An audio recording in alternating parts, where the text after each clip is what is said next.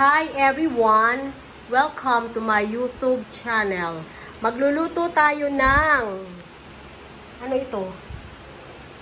Pansit, Mickey Chami. Magluluto tayo ng Chami. Meron tayong pansit na Mickey, sotanghon, 1/4 itong ating Mickey, at saka ito yung parang pinakamaliit na pack yung nabibili sa mga tindahan. At meron tayong Magic Sarap, Knorr Cubes, kahit anong pangpalasa ng Knorr Cubes. Ang gagawin ko at ang ilalagay ko ay beef. May oyster sauce, at meron tayong chorizo, bawang sibuyas, at ito ay siomai.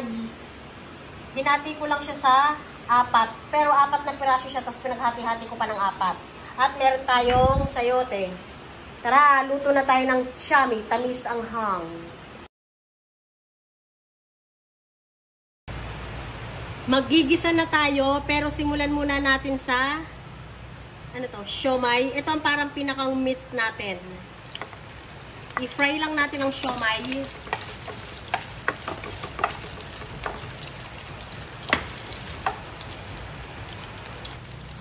Medyo mamula-mula na yung ating siomai. Ilagay natin ang ating chorizo.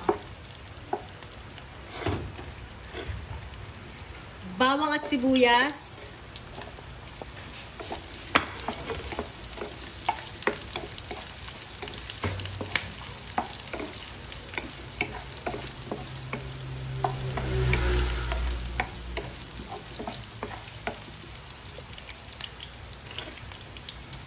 At ang ating sayote.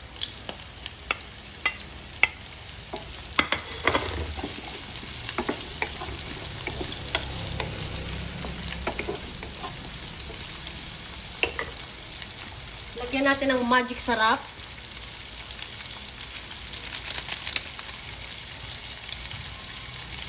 ₱8 ang ating Magic Sarap. Palambutin lang natin ito, tapos isi-set aside natin ang ating gulay, saka natin lulutuin yung ating Mickey. Luto na yung ating ginisang sayote para sa pampansit. Atin na siyang iaahon sa kahirapan.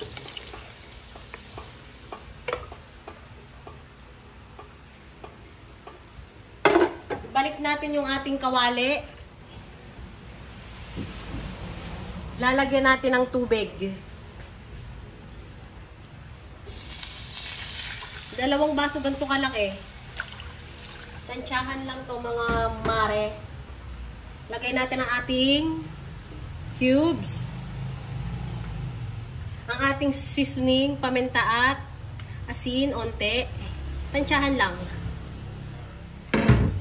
At ang ating oyster sauce. 30 grams.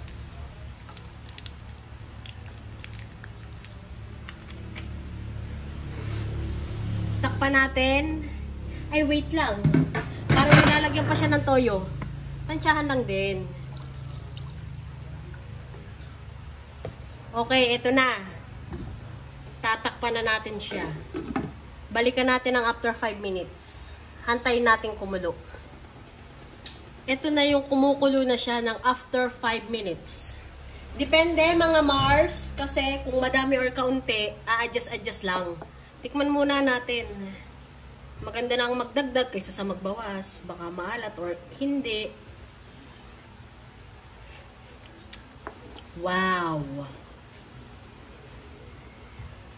Pwede na nating ilagay ang ating Mickey.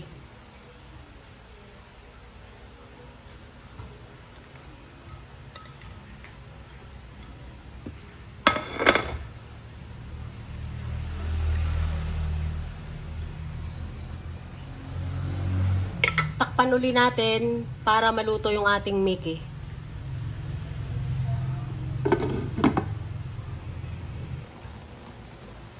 Nakulo na siya. Lalagyan natin siya ng 1 kutsaritang asukal. Hindi kutsarita, 1 kutsara. At lalagyan din natin ng chili oil. Pwede rin chili flakes.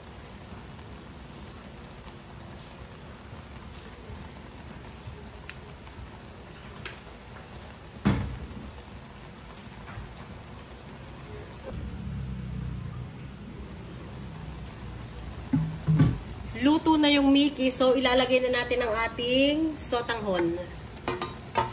Wow.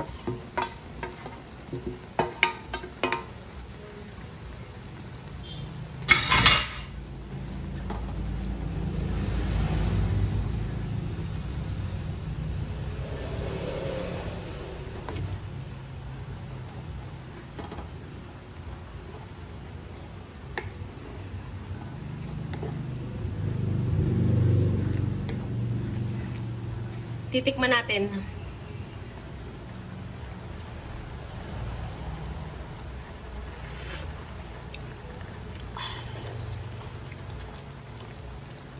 Tamang-tama yung lasa, yung timpla, ang pagkakaasukal at ang pagkakaanghang.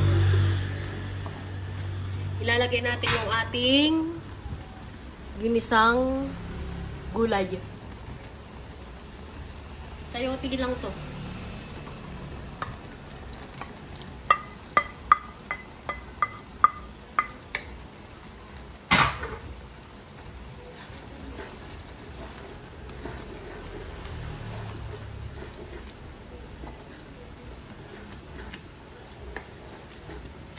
Tamis ang hang. Medyo masabaw-sabaw talaga ang chami. Medyo masabaw-sabaw. Pwede nyo rin hindi lagyan ng sotanghon. Pwede nyo rin lagyan ng sotanghon. Luto na to.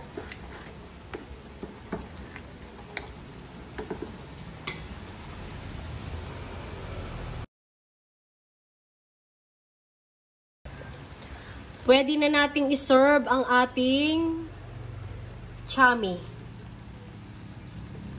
Mga Mars, maraming salamat sa panonood. Ingat tayo lagi.